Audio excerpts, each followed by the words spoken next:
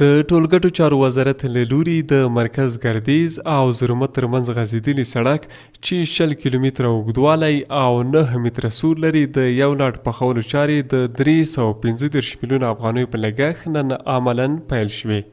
د ټولګټو چارو وزارت مسلکي او تخنیکي معین مولوي عبدالکریم فاتح وایي دغه سړک په 2 لاټونو کې په اساسي ډول پخیږي چې په لومړي لاټ کې د 15 کیلومتره سړک جوړولو چارې پیل او ټاکل شوي چې په دوهم لاټ کې د پاتې 10 کیلومتره سړک پخولو کارونه راتلونکی کال پیل شي. په الحال لپاره اول لاټ شروع دی د همدغه پروژې چې بودیجه تقریبا د سږ کال لپاره یا د اول لاټ لپاره 100 میلیونه شاوخوا کې منظور شوې ده او د دوم لاټ لپاره مو هم د بودیجې پیشنهاد کړی او تعهد راکړل شوی چې انشاءالله هغه به هم منظوریږي.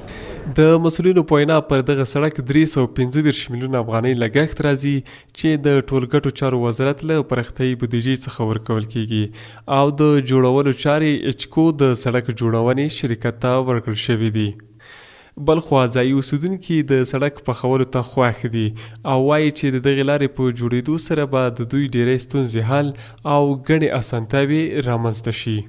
د سیمې اوسیدونکي له مسؤلینو غوښتنه کوي چې پر دغه لاره د اندازې څخه زیات وزن لرونکو موټرو د تګ راتګ مخه ونیسي. د دې وزن باید د موټرو کوم وزن چې دا باید کم سي په کوم اندازه چې سړک نه خرابوي او ستونزې د زرمت خلکو ډېرې زیاتې وي بې حسابه د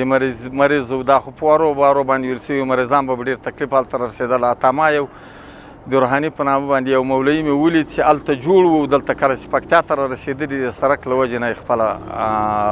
ساه ورکړه. د یادولو وړ ده چې د یادې لویې لارې 15 کیلومتره برخه پخوا په اساسي ډول جوړه او ګټې اخیستنې ته سپارل شوې ده.